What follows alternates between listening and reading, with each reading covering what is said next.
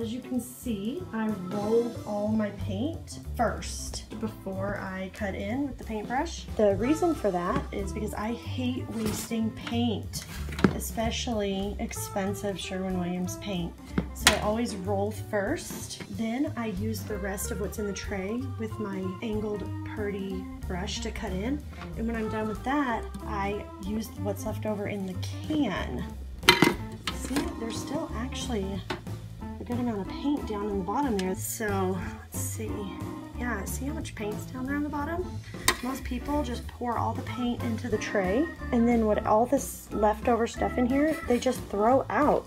But if you put the lid back on your empty can while you're rolling, then by the time it's time to cut in, all your paint has settled, and you can literally just carry this can around the room in one hand. I just dip my brush in there and I cut out the entire room with what's left in there.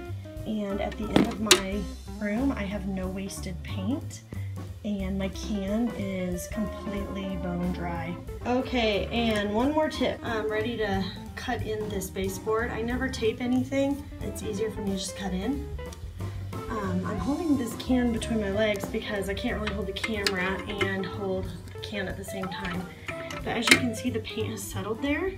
I'm going to show you how I cut in. I have watched dozens of videos about cutting in, and I swear every single one of them is different. This is just what works for me. It obviously does not work for everybody. So the first thing I do is I dip my brush in and I just get it wet on one side. See, there's paint on this side and there's none on that side. I want to get this side that I'm going to be touching to the wall wet.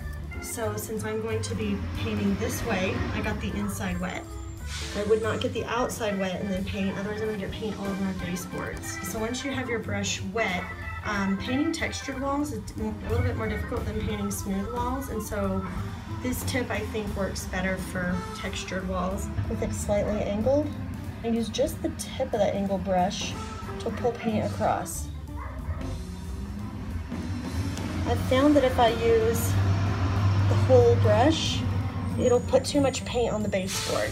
And once I've painted my edge, I'll go back and smooth it all out.